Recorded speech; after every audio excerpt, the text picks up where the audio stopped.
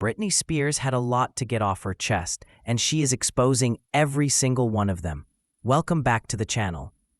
Today we dive deep into the memoir, The Woman in Me, by pop icon Britney Spears, a book that pulls back the curtain on fame, family, control, and survival. In it, Britney exposes truths about her upbringing, her relationships, her legal battles, and the people around her. This is not gossip. These are her words, her story. So buckle up, because nobody is safe. This is where everything began, not in the glitz of Los Angeles, but in the small town of Kentwood, Louisiana. Britney Jean Spears describes her childhood home as both humble and haunted. On the surface, it was the picture of Southern normality, a tight-knit family in a quiet community. But behind closed doors, things were far from peaceful. Britney writes that her father, Jamie Spears, battled alcohol addiction for much of her youth. The arguments between her parents were frequent, loud, and terrifying. She recalls nights of shouting, chaos, and fear. Moments when she would retreat to her room or try to disappear into music just to escape the noise. Her mother, Lynn Spears, she says, was often caught between trying to hold the family together and living with her own frustrations. From early on, Britney understood instability.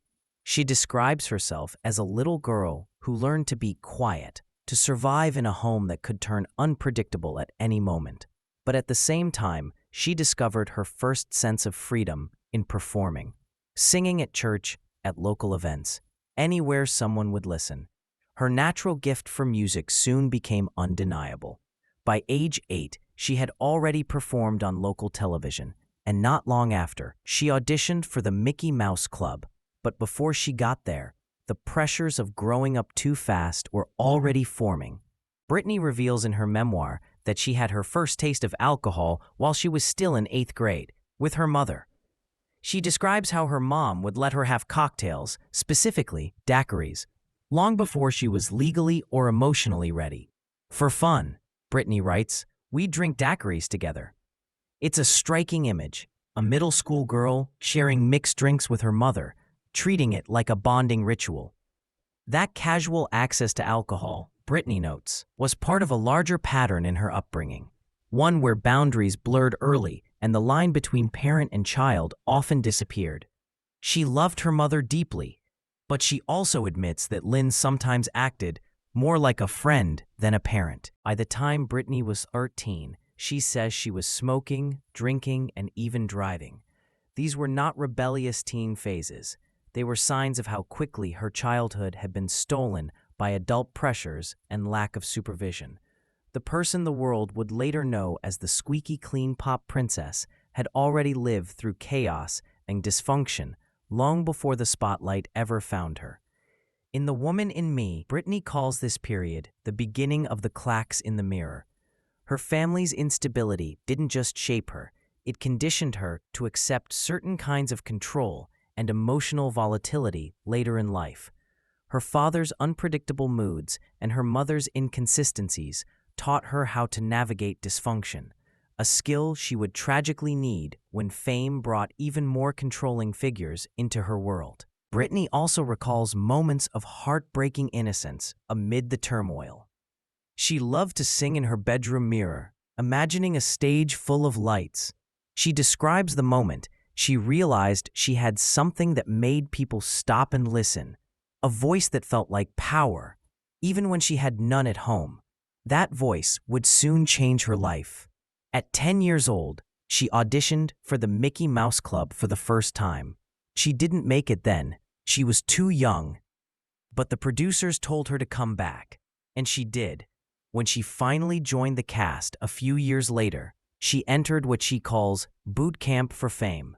The Disney World was demanding, disciplined, and competitive, but it also gave her structure and purpose that she rarely felt at home. Through her words, we see a child who was talented, hopeful, but already carrying a lifetime's worth of anxiety. Britney says she didn't yet know how deeply those early wounds, the drinking, the instability, the family chaos, would follow her into adulthood. but they became the emotional foundation for everything that came after: her relationships, her breakdowns, and her long fight for freedom. Looking back, she writes with both compassion and sorrow for her younger self. "I see now how young I was, how little guidance I had, and how quickly people were willing to push me into adulthood. I didn't know how to protect myself, because no one ever taught me how." This early chapter of Britney's life isn't just background. It's a blueprint for her story. It explains the deep need for approval that fame would exploit, the fear of authority that the conservatorship later magnified, and the ongoing search for safety she's been chasing ever since. Because before Britney Spears was the most photographed woman in the world, before the music videos, the headlines, and the breakdowns, she was simply a little girl trying to find calm in a house that never stayed quiet. As Britney's career takes off, she recalls her relationship with Justin Timberlake, 1999 to 2002, in vivid detail. One major revelation: she became pregnant with his baby. She writes, "It was a surprise, but for me it wasn't a tragedy. I love Justin so much, but Justin definitely wasn't happy about the pregnancy."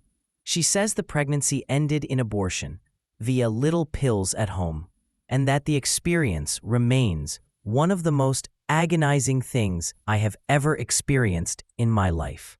Beyond that, Britney alleges Justin cheated on her multiple times, pointing to specific incidents. For example, an All Saints member being pictured with him, and claims he told one of her backing dancers that he'd hooked up with someone in Las Vegas. She also records how Justin broke up with her by text message, something she says shocked her and felt demeaning. Shortly after, she recounts a brief, intense 2-week brawl romance with actor Colin Farrell, which she says she wasn't actually over Justin, and so it didn't last. These relationship chapters reveal how intertwined her personal life was with media scrutiny and public narrative. She writes about being depicted as the villain in Justin's music video, Cry Me a River, even while she was comatose in Louisiana at the time. Among all the painful relationships Britney Spears revisits in The Woman in Me, none hit harder than her bond with her little sister, Jamie Lynn Spears. For years, Britney saw herself as Jamie Lynn's protector, the one person who would stand up for her, no matter what. But as Britney reveals, the loyalty wasn't mutual. In the memoir, Britney shares that when they were younger, she once defended Jamie Lynn from another young actress, Alexa Nikolas, who worked with Jamie Lynn on the Nickelodeon show Zoey 101. According to Britney, she was told that Alexa had been mean to her sister, and like any fiercely protective big sister, Britney jumped to defend her. Britney recalls storming onto the set, ready to stand up for Jamie Lynn. She confronted Alexa, thinking she was protecting her little sister from bullying. But later, Britney learned that things weren't the way they had seemed. Alexa hadn't been the villain in the story. In fact, Alexa later shared that she had been the one mistreated on set, and Britney eventually came to realize that her sister hadn't been completely honest with her about what had really happened. Years later, after the conservatorship ended and Britney began using her voice again, she reflected deeply on that moment. She realized that she had unfairly confronted a young girl who didn't deserve it, all because she trusted Jamie Lynn's version of events. In 2022, Britney posted a public apology to Alexa Nikolas on Instagram. She wrote that she had been misled and wanted to make things right. She said she had been fooled at the time and that she deeply regretted her actions. It was a moment of humility and emotional growth, one where Britney, even after all she'd been through, chose to take accountability for something that happened decades earlier. Britney wrote, "I finally apologized to that girl, Alexa Nikolas. I was so sorry I believed the lies I was told. I shouldn't have spoken to her the way I did. I was misled, and I truly regret it." That moment of reflection stands in sharp contrast to how she describes her later relationship with Jamie Lynn. The protective big sister who once stood up for her now feels she was the one who needed protection and didn't get it. Britney writes that during the darkest years of her life, when she was trapped under the conservatorship, Jamie Lynn used her name for attention, even writing a memoir titled Things I Should Have Said. Britney was shocked to see her sister discussing her trauma on national television while Britney herself still wasn't allowed to speak publicly. She describes sitting at home, powerless, watching her younger sister on TV, painting her as unstable and out of control. While she was legally gagged and financially controlled, Britney says it felt like a betrayal you can't come back from. In The Woman in Me, she writes, "As everything was falling apart for me, my family was writing books about it. My own sister was speaking publicly about my life, while I still wasn't even allowed to speak for myself." She recalls the sense of disbelief, how the same sister she once defended had now turned her pain into publicity. For Britney, it wasn't just about fame or money, it was about loyalty. She had always believed family was sacred, even when they hurt her. Seeing Jamie Lynn's interviews and book tour shattered that belief.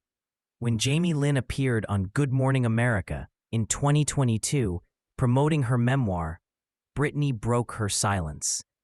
In a now viral Instagram post, she wrote, "She never had to work for anything. Everything was handed to her. I protected her, and now she's talking about me on national TV? I can't believe it."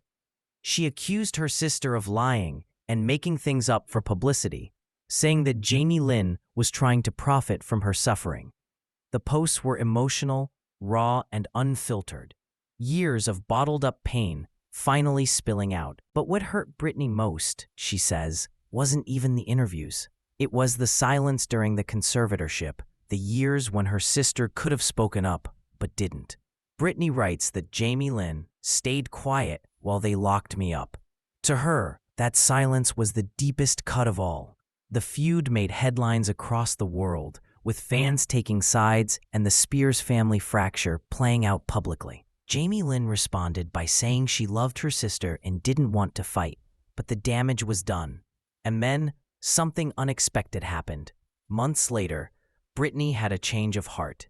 She posted another Instagram message, this time apologizing, not for telling her truth, but for the anger that came with it. She said she was ready to let go of the resentment. In her memoir, Britney expands on that apology, writing, "I know my sister has been through her own difficult experiences. I wish her well. I love her, and I always will. But what happened between us broke my heart." It's a haunting sentence, full of forgiveness, but also finality. Britney doesn't excuse Jamie Lynn's behavior, but she chooses to stop carrying the pain of it. For a woman who spent over a decade having no control, choosing forgiveness on her own terms is an act of liberation. She acknowledges that both sisters were raised in a deeply dysfunctional family, where chaos was normal and empathy was often missing. But still, she draws a clear line. Understanding isn't the same as forgetting. Perhaps the most powerful portion of the memoir deals with the 13-year conservatorship under which Britney lived. The arrangement, which began in 2008 and ended in 2021, is described in sharp emotional detail. Britney writes that her father, Jamie Spears, instigated the conservatorship with the support of her mother and her business manager. One of her lines, "Too sick to choose my own boyfriend, and yet somehow healthy enough to appear on sitcoms and morning shows and to perform for thousands of people in a different part of the world every week." She writes about being locked up. "They kept me locked up against my will for months. I couldn't go outside. I couldn't drive a car. I had to give blood weekly. I couldn't take a bath in private." She also describes being prescribed lithium, a dangerous drug that I did not want or need, and that makes you extremely slow and lethargic.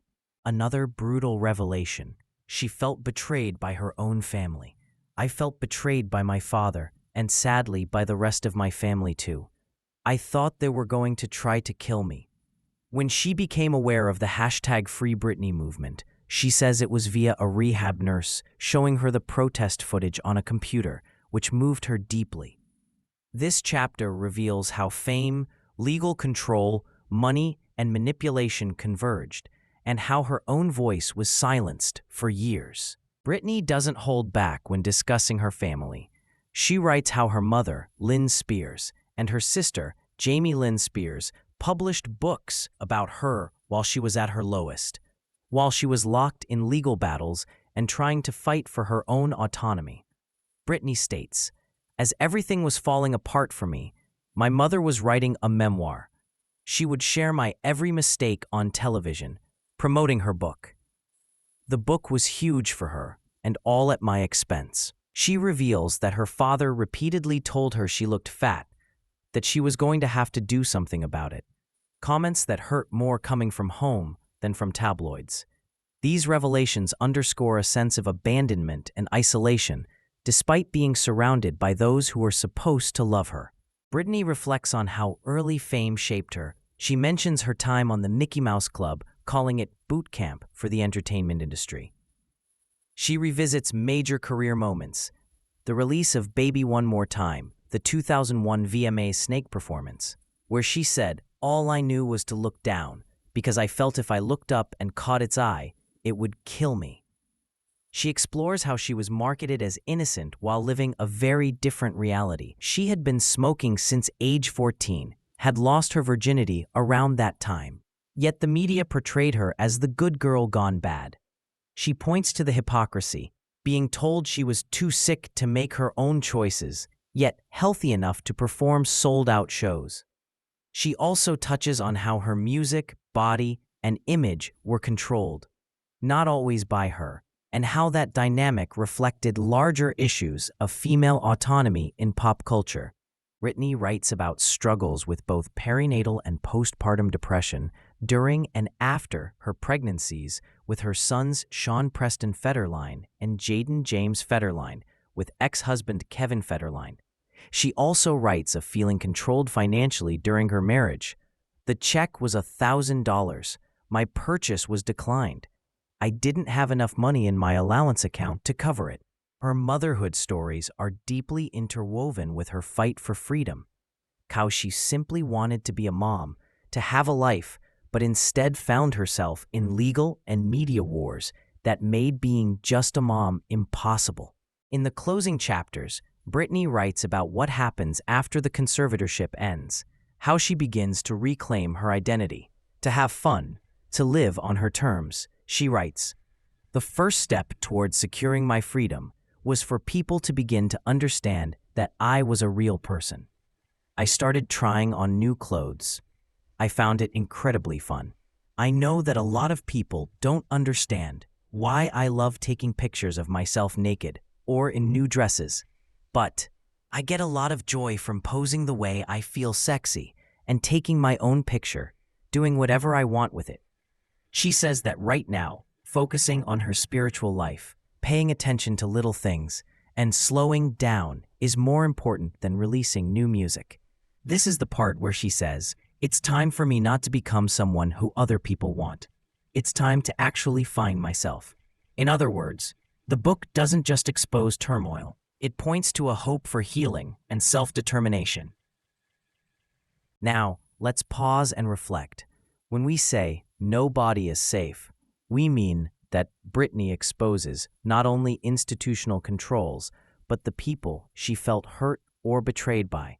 Family members, father, mother, sister, who she says failed or exploited her. Romantic partners, Justin, Kevin, Colin, whose actions impacted her emotionally and personally.